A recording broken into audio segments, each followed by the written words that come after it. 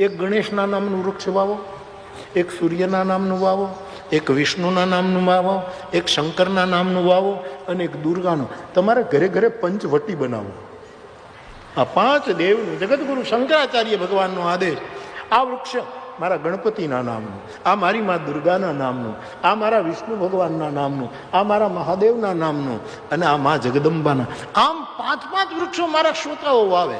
બસ તમે રૂપિયા આપો છો એનો તો મને રાજીપો છે જ, પણ રૂખડાય વાવો, રૂપિયાની હારવાર રૂખડા પણ વાવો. આ આપણી એક અદ્ભુત વિચાર. નમસ્કાર. સદભાવના વૃદ્ધાશ્રમ રાજકોટ દ્વારા છેલ્લા 9 વર્ષમાં ગુજરાતના અલગ અલગ 19 જિલ્લાઓમાં 30 લાખથી વધુ વૃક્ષો વાવવામાં આવ્યા છે અને એને મોટા પણ કરવામાં આવ્યા છે. મિત્રો, તમે હમણાં જ મોરારી બાપુનો વિડીયો જોયો, જેમાં મોરારી બાપુ આપ સૌને વિનંતી કરે છે કે ભારતના દરેક માણસે 5 વૃક્ષ તો વાવવા જ જોઈએ.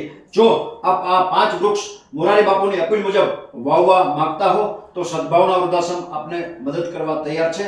સંસ્થાને એક વૃક્ષનો 3000 રૂપિયા ખર્ચો આવે છે.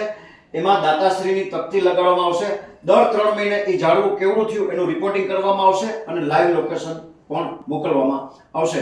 મિત્રો, એક વૃક્ષ વાવો છો એ માત્ર વૃક્ષ નથી, હજારો લાખો અબજો જીવો એમાં પોતાનો ખોરાક મેળવે છે, એમાં સાતા મેળવે છે. એટલે એમ કહી શકાય કે એક વૃક્ષ વાવીને તમે આ પૃથ્વી પર હજારો લાખો અબજો જીવો માટે કાયમી અન્નક્ષેત્ર પણ છોડી જઈ શકો છો. જે કોઈ મિત્રોને આવા 5 વૃક્ષો વાવવામાં રસ હોય તે અમારો સંપર્ક કરી શકે છે.